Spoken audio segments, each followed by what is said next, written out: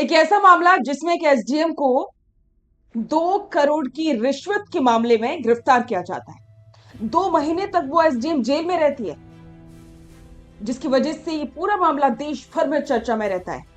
लेकिन अब इस मामले में उस एसडीएम को क्लीन चिट मिल चुकी है। नमस्कार, स्वागत है आप सभी का द फैक्ट इंडिया पर और मैं हूं आपके साथ पूजा जादौन। ये मामला जो कि इतना ज्यादा चर्चा में रहा था, 15 करोड़ के घोटाले का ये पूरा आरोप था, ये पूरा का पूरा लेन देन का आरोप था, लेकिन उसके बाद में एसडीएम को क्लीन चिट मिल गई। तो एक बार फिर से एसीबी पर भी सवाल खड़े हो रहे हैं और इसके अलावा बहुत से सवाल राजस्थान की सरकार को लेकर भी।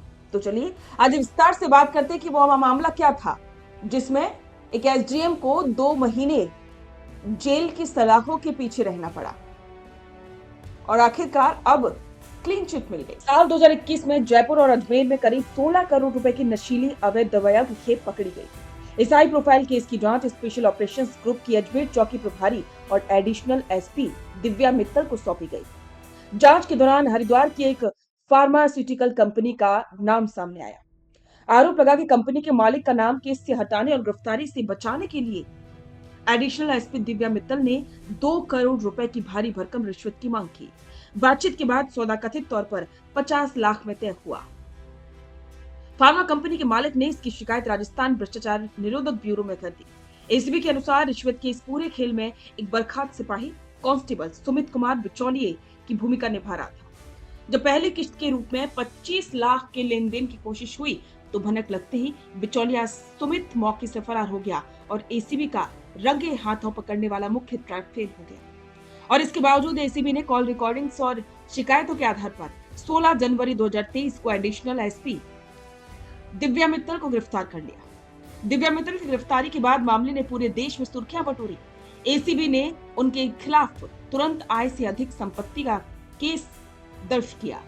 उदयपुर में स्थित उनके आलीशान nature for resort farm house पर बुलडोजर चला दिया गया, जिसे बिना अनुमति के अवैध रूप से बना बताया गया।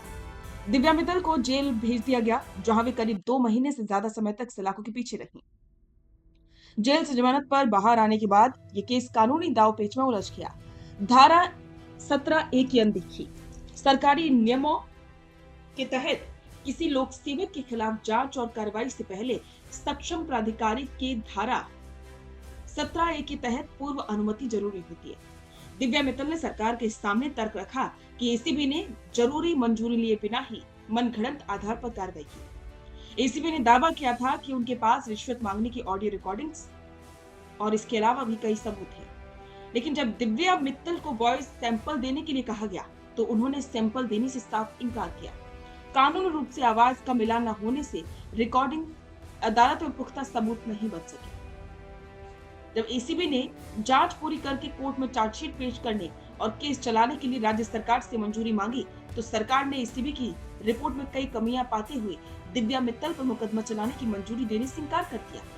जो कांस्टेबल सुमित कुमार घटना के बाद से करीब 3.5 साल तक फरार रहा, जिसे भगोड़ा घोषित करके संपत्ति कुर्क करने की तैयारी चल रही थी। एसीबी ने आखिर में उसे भी पर्याप्त आपराधिक सबूत न मिलने के आधार पर क्लीन चिट दे दी। और वर्तमान स्थिति क्या है? राज्य सरकार द्वारा अभियोजन स्वीकृति खारिज किए जाने और पुख्ता सबूतों के अभाव के बाद एसीबी पूरी तरह से बैकफुट पर आ गई। एसीबी के उच्च अधिकारियों के अनुसार कोर्ट में अब इस बहुचर्चित रिश्वत कांड की क्लोजर रिपोर्ट पेश कर दी गई। जिस मामले में बुलडोजर तक चले थे, वो केस बिना किसी सजा के क्लोजर पर आकर सिमट गया। तो इस मामले में आपके विचार कमेंट बॉक्स में साझा करें और बने रहें द फैक्ट इंडिया के साथ। सुनो सुनो सुनो भैया, विधायक को तो जानते होंगे, सांसद को तो जानते होंगे, मंत्री संतरी मुख्यमंत्री, लेकिन अब समय आ गया है पार्षद की बात करने का।